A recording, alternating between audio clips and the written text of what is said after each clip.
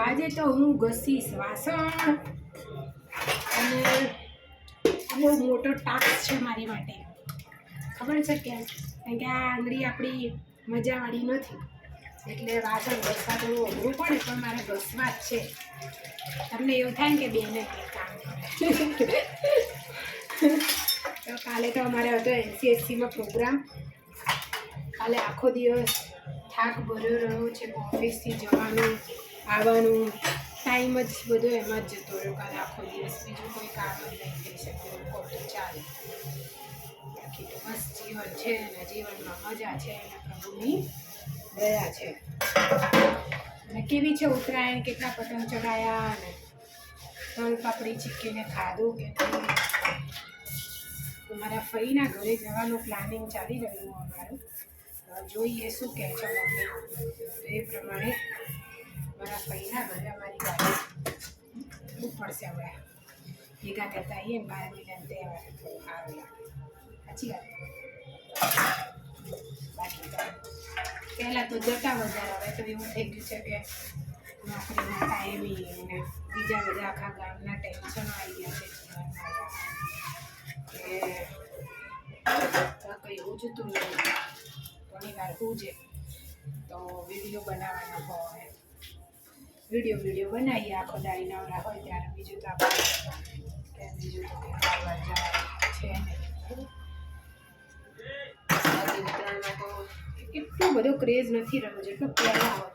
જે અમારા બચપન વખતે ક્રેઝ હતો ને ઉત્તરાયણનો, એ તો નથી જ. મતલબ એટલા તો પતંગય નહીં ઉડી જાય. હું 12:30 ઉઠીને મેં આકાશમાં જોયું તો આટલા જે અત્યારે ઉડતા હતા ને એટલા પતંગ તો અમે જ્યાં નાના હતા ને ત્યારે મહિના 1.5 મહિના પહેલાં ઉડ્યા. અમને આજ બી યાદ હોય, મહિના 1.5 મહિના પહેલાં બાળકો ઉત્તરાયણ કરતા ત્યારે આટલા જે અત્યારે આજે ઉડે ને એટલા પતંગ ત્યારે ઉડતા. અને ભણવા ઘરેથી જેવા સ્કૂલેથી આવે પતંગ ચકાવવાનું ચાલુ થતું. અને અત્યારે તો આખું સમય જ પરિવર્તન થઈ ગયું. એ સારું છે, કેમ કે લોકો કંઈ સારું ખાવા પીવાનું ધ્યાન આપે, અથવા તો ક્યાંય ફરવા જાય છે હવે લોકો. અને બસ એટલું બધું નહીં રહ્યું નહીં તો પહેલાં કર્યું. સમય એવો આવશે કે આપણે આપણા બાળકો કદાચ વાતો કરશું કે આવો એક તહેવાર હોતો તો દોરી વડે અમે આવી રીતના પતંગ બાંધતા અને ચકાવતા. ખબર નહીં બાળકો માનશે કે એ રીતના બધા તહેવારોને મનાવવાનું લુપ્ત થઈ રહ્યું છે.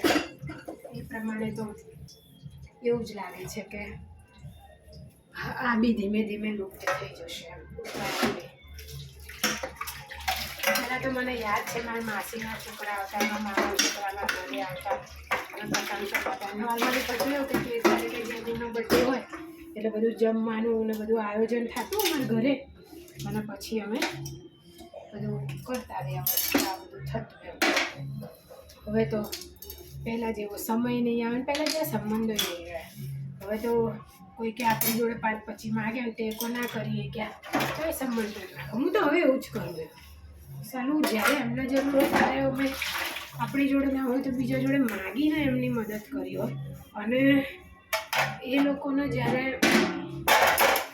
આપણી જરૂર પડે તો એ લોકોને કોઈ પડી જ ના હોય તો એવા લોકોથી મને મળી જાય છે કે ભાઈ તમારે જ્યારે જરૂર હોય ત્યારે અમે લોકો જોડે ઉછીના માગીને તમારી મદદ કરે તો એ તમને નહીં દેખાતું. અને પછી બસ આવા લોકોની કુટુંબમાં આ બધું રહેવા લોકો મારે લેવા દેવા જ નહીં બાપા.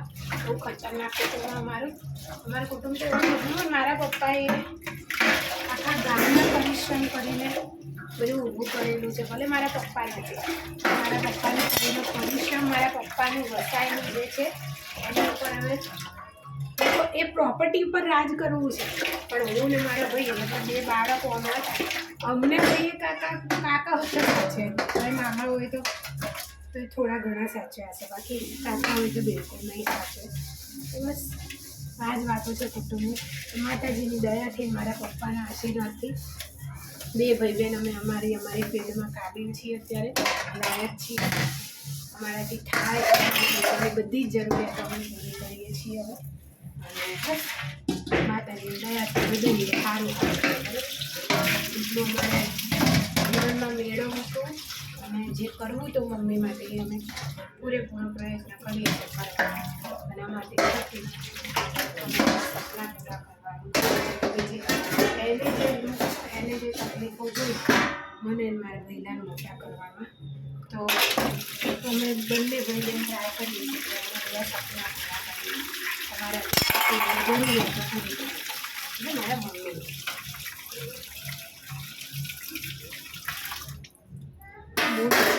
બહુ આ વિડીયો બનાવવા આસાન નથી. તમને ખબર છે, કન્ટિન્યુ બોલ કરવાથી બી હાફ ચડી જાય, ઘણી વાર થાક લાગી જાય.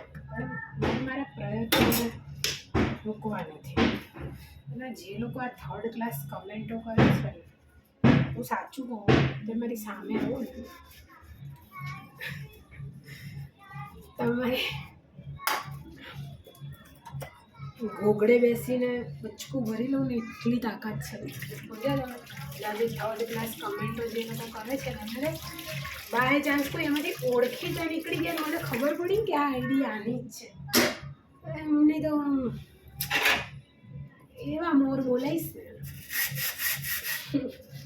પૂછો નહીં. એટલે હંમેશા યાદ રાખો, માણસના હંમેશા 2 મુખોટા હોય. મારા 3 છે.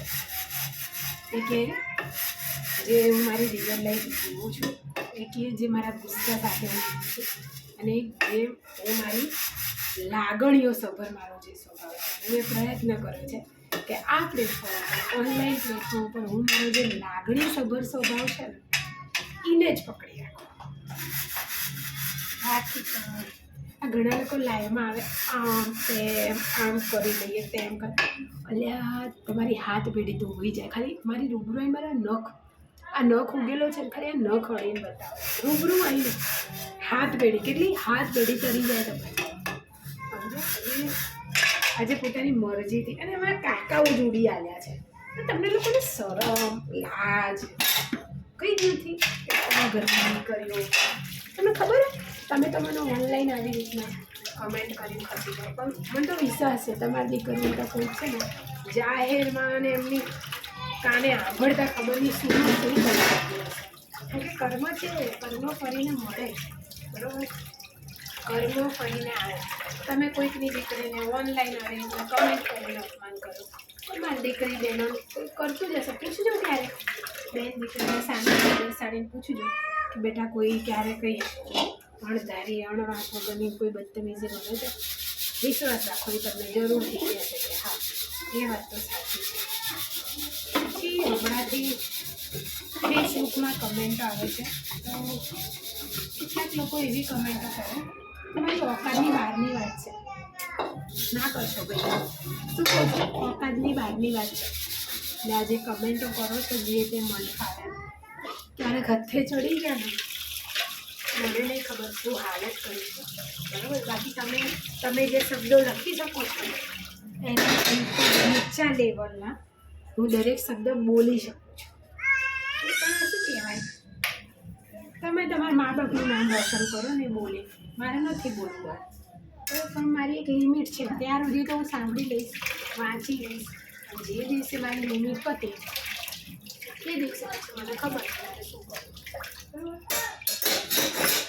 બાકી આ ફાલતુ લોકો પાછળ ફાલતુ અમારે 5 મિનિટ બગાડી રહી, જેમાં 5 મિનિટમાં ફાલતુ લોકો માટે ચર્ચા કરી.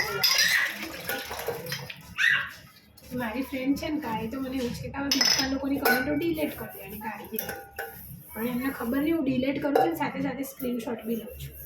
એક દિવસ હું વિડીયો બનાવીશ આ લોકોનો, વિડીયો બનાવીશ અને મૂકીશ, એમની આઈડીને સ્પેશિયલ હાઇલાઇટ કરીશ. અને એક દિવસ હું લાઈવ થઈશ અને બધી આઈડીઓને હું હાઇલાઇટ કરીશ સ્પેશિયલ. મને બીજા ફંક્શન આ લોકો છે જે આવી કમેન્ટ કરે છે, ભાઈ જે એમના સર્કલમાં છે, જે એમના મિત્રો છે, તો શું તમને આવા બેકાર લોકોથી મિત્રતા રાખવાની પછી આવા 3rd ક્લાસ લોકોથી તો એક સમય તો એવો આવશે જ કે હું બહુ જલ્દી હવે વિડીયો જરૂરથી બનાવીશ. કમેન્ટ કરો છો તો વિચારણ કરજો. એવું ના વિચારતા કે બેન જવાબ નહીં આપતા, એનો મતલબ કંઈ જ નહીં. જવાબ તો મળશે. મજાનો મળશે ને જલ્દી મળશે. બાકી જો વિડીયો બનાવતા મારા વાસણ ઘસી ગયા. મને બહુ જોર આવે, મને એટલી જોર આવે ને કામ કરવામાં, બહુ જોર આવે. જોયું વિડીયો બનાવતા મારા વાસણ ઘસી ગયા, નખાઈ ગયો.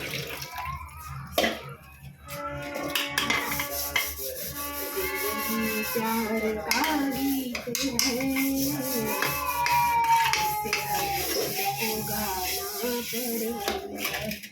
જ્યારે પ્રેમાનંદજી મહારાજને અમે સાંભળ્યું ને તો એવું થાય કે આ બેકાર લોકો છે, જેમને જે બોલવું હોય બોલવા દે ને પણ પછી એક લિમિટ છે. પ્રભુએ તો કીધું છે કે તમે સાંભળો, કદાચ ગયા તમને હશે. મને તો એવું લાગે આ ઘરમાં જ એમના મા બાપ એમના સંસ્કારનું પોટલું આપવાનું ભૂલી ગયા હતા. એ બધી વસ્તુ છે. હવે મારો વિચાર, પણ મારો મોબાઈલ છે, મારો કેમેરો, આઈડી મારો, એમાં એવા નંગોના બાપાનું શું છે? બાકી હજુ કહું છું, સામે આવો ને મારી આ આંગળીને નખને અડાડતા શું નખને. એટલે તમારી વિચારી લો એ પ્રમાણે તમારી ઓકાત શું હશે, જેમાં કંઈ ખરાબ કમેન્ટ કરે છે મારી સામે. એ અંદાજો ન કંઈ મારા બી ભાઈ છે, ખતરનાક છે. એવા નથી કે એમની બેનને કોઈ પણ કંઈ કહે અને સાંભળી રહે. ત્યાં તો તમારા જેવા બેકાર લોકો મારા વિડીયો જોવા આવે જ છે. શું કામ? કોણ કહે છે તમને? કોને આમંત્રણ આપ્યું? મારી આઈડીમાં હું એ લોકો સાથે સંકળાયેલી છું જે મને ઇજ્જત આપે છે, હું એમને ઇજ્જત આપું છું.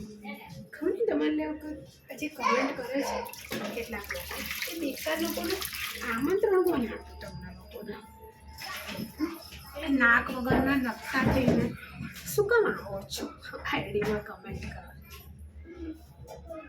ધ્યાન રાખજો, કારણ કે દરેક વખતે વાઘ આવ્યો ન હોય. જે દિવસે હાચે વાઘ આવ્યો ને તો વાટ લાગી જશે. ઓકે, તો બસ આટલું જ કહેવું હતું.